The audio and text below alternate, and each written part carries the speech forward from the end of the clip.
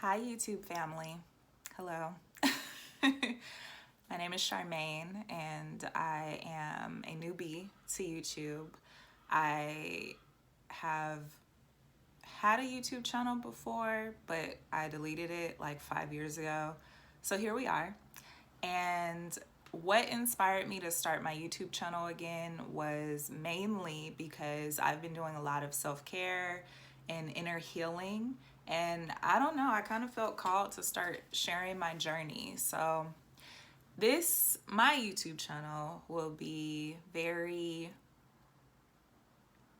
I guess, personal and kind of like your sip of self-care on Sunday, basically. I realize that we're going through a time right now where a lot of people feel alone, and a lot of women especially feel like, they're in silos no matter what they're going through. And it's really hard to find somebody that you can relate to or somebody who is being really authentic. So my hope is that you will find and feel authenticity from me. I am at home, I'm in my bedroom, I have my coffee in front of me. As you can see, I have a whole sweatshirt on. So yeah, I want to just kind of preface that and then get into this video. So I'm gonna post another video later just for you guys to get to know me and my story. But today I want to talk about just self-care while single. And self-love while single. Self-love while single. So the heavy side when I say self-love while single is because singleness is not celebrated. It's not.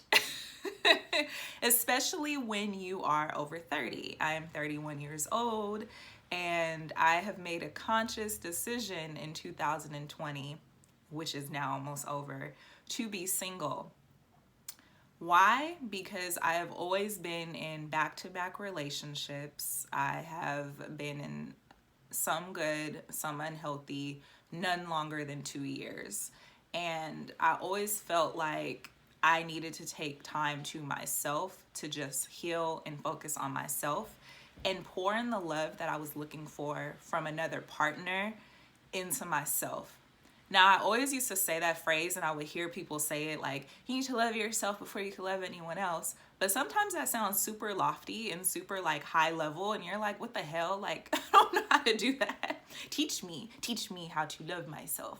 So I think like this year, I don't know, this year was the first time that I made that intention and then didn't have someone kind of in my back pocket to talk to or date. And that was really hard. That was really hard.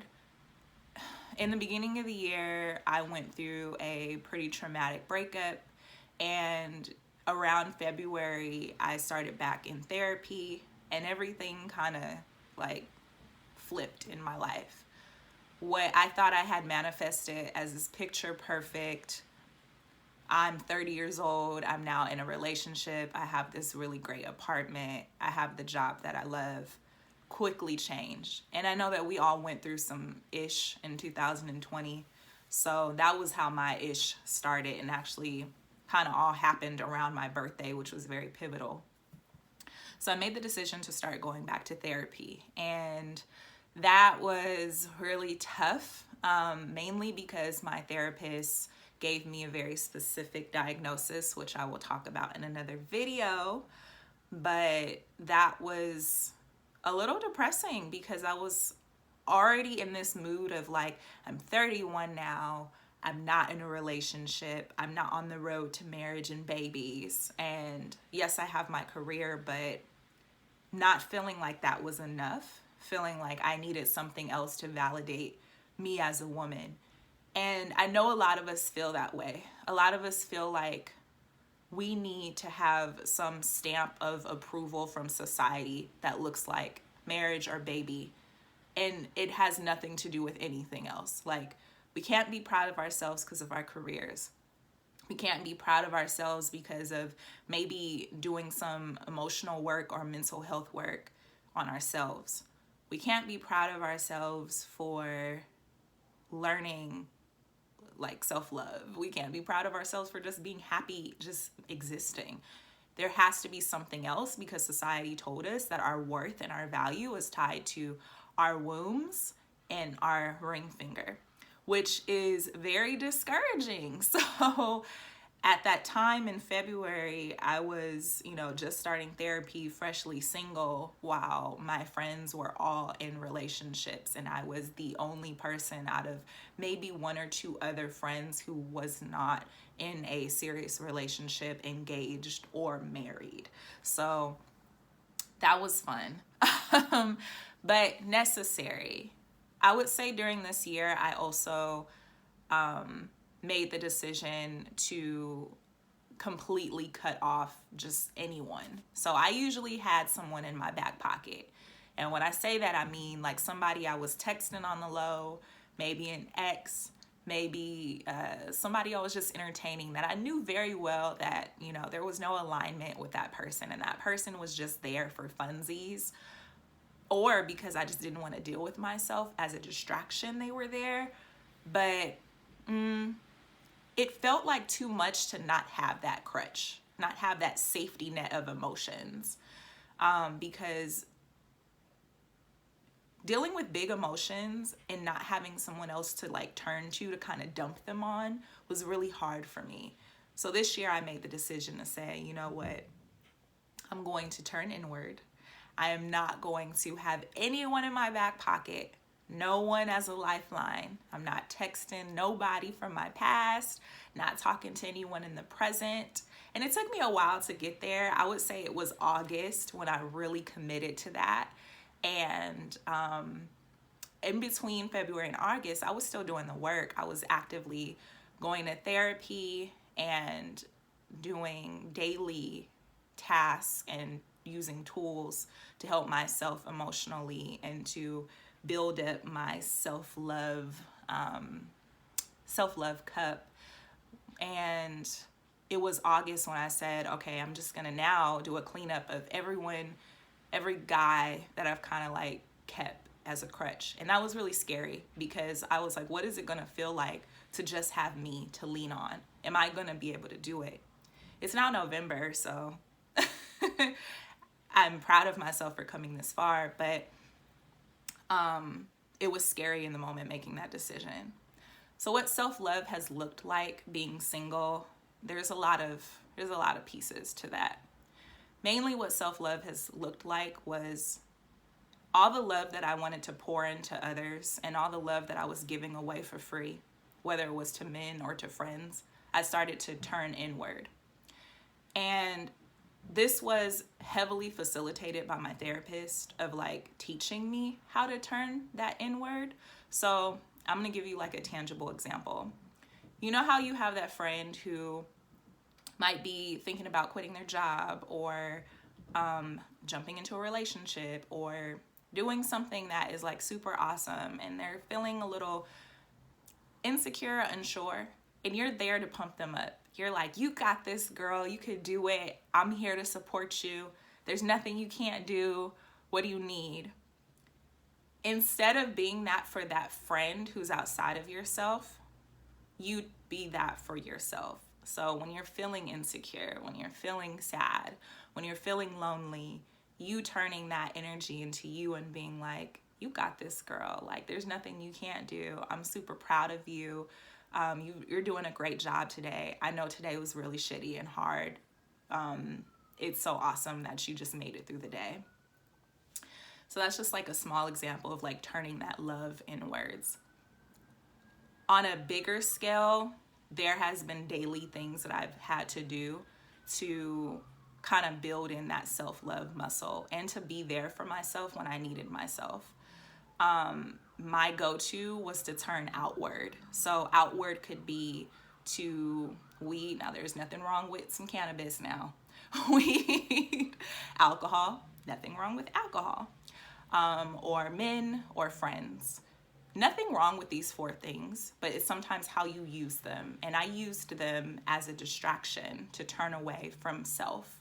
So if I was really stressed or unhappy or feeling lonely, what friend can I call? What guy can I call? can I just go smoke it away? Can I go drink and turn it up away?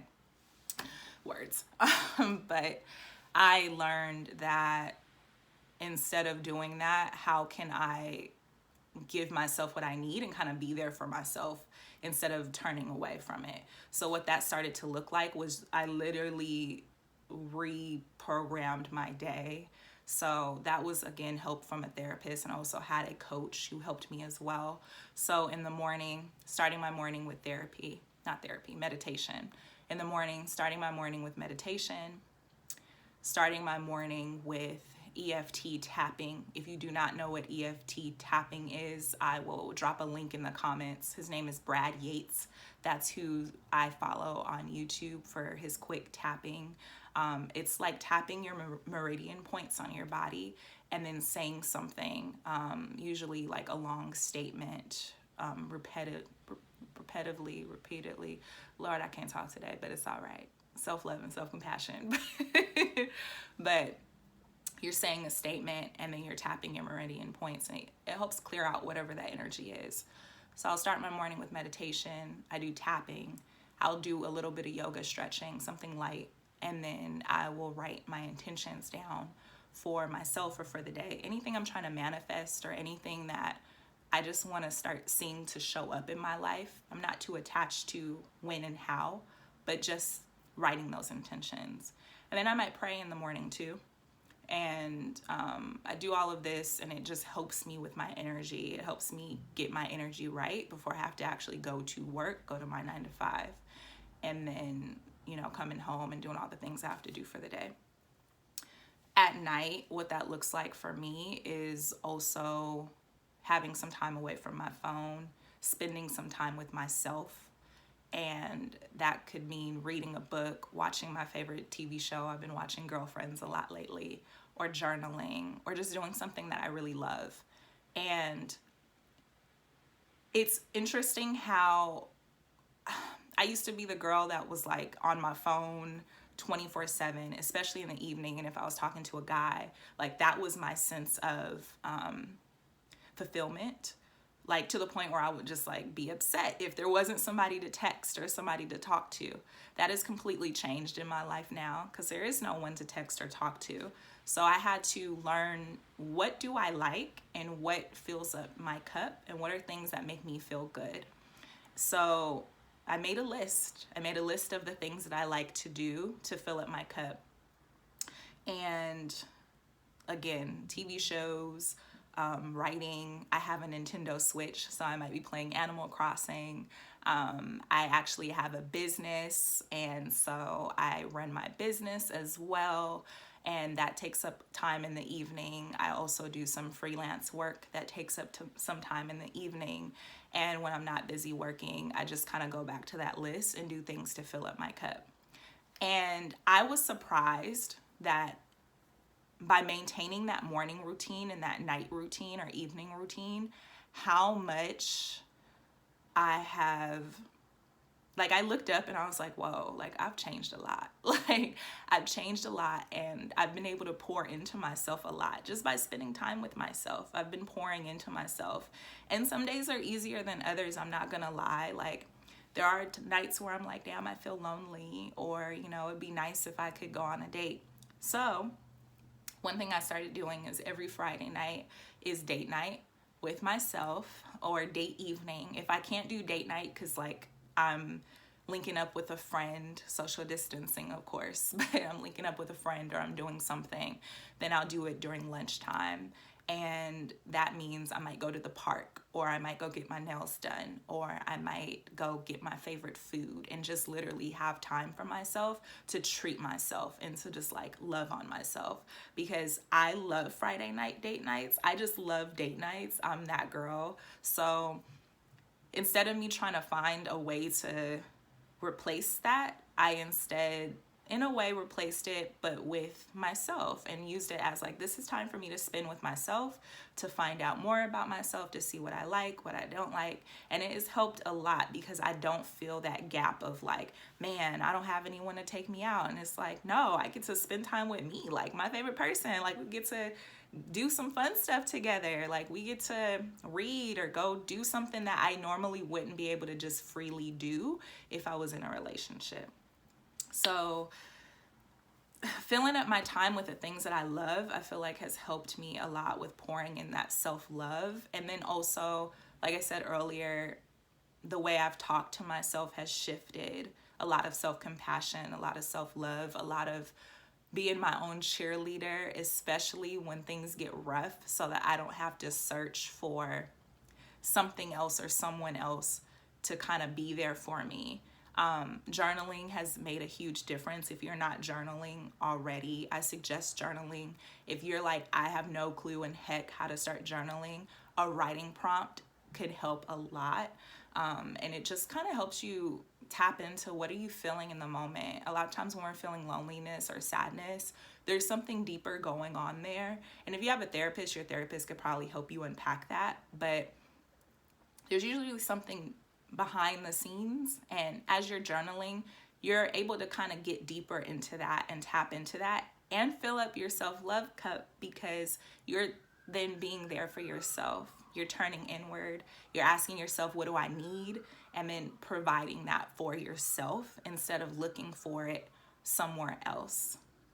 That helps too, because if your patterning, like mine, has been to look for a man to help kind of fill up that cup or be that person when I'm in distress, it's really nice to kind of be that person for yourself.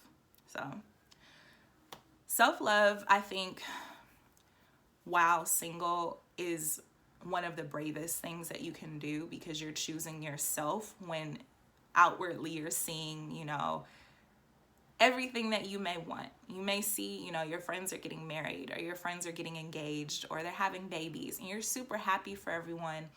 And you might feel siloed. You might feel like why not me, But, and honor those feelings, and those feelings are valid, while also saying, why not use this time to love on myself? Why not use this time to be my own best friend?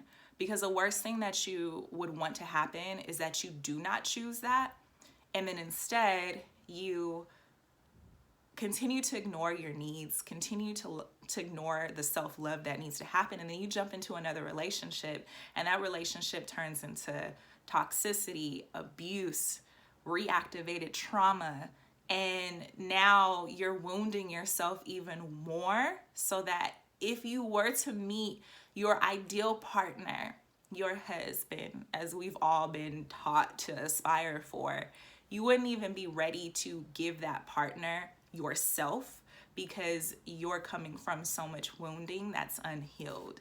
So I just say, focusing on self-love while you're single is one of the hardest things and most admirable things that you could do. And literally spending that time with yourself is valuable. Structure out a morning routine, structure out an evening routine. Plan a date night with yourself that you don't spend any time with friends, you don't spend any time with family. It's just you, and that's always your night during the week. Find some things that you want to pour into yourself. Maybe you want to start a business. Maybe you want to go back to school. Maybe you have some kids and you want to spend more time with your kiddos. Whatever that looks like for you, use that to fill your time. This is your time to be booked and busy, or just busy and loving on you. And you don't have a distraction. You don't have someone who needs your time or your energy or whatever. You get that time for you. And I'm going to tell you right now, the small moments of loneliness that you may feel by yourself are way better than being lonely and in a relationship. Being lonely and married.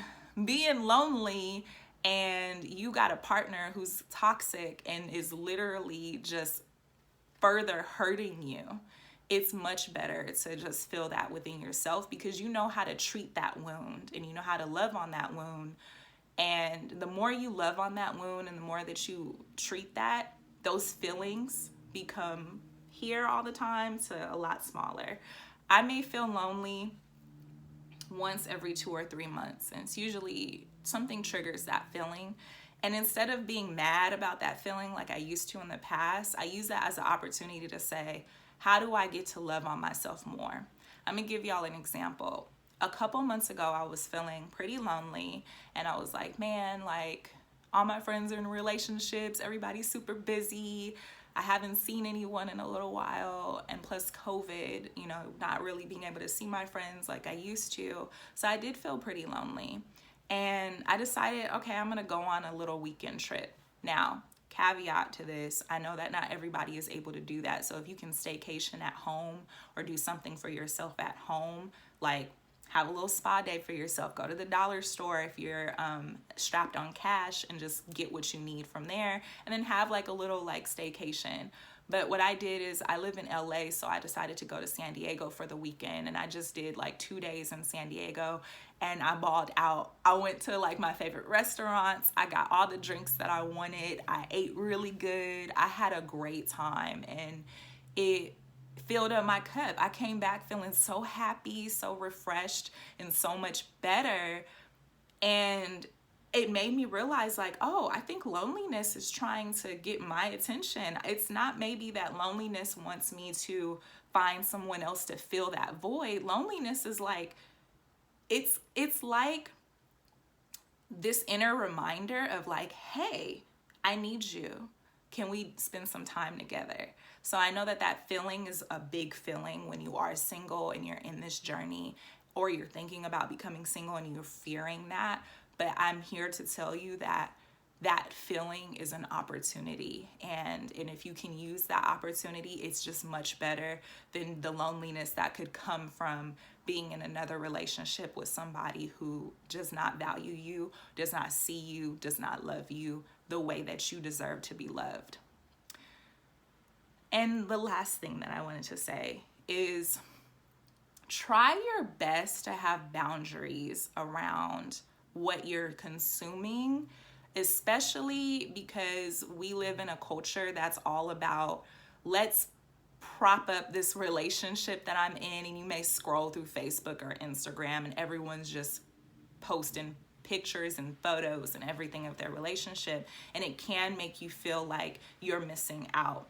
And then the comments don't help when you have women who's like, what prayer did you pray, sis? Like, all of those things.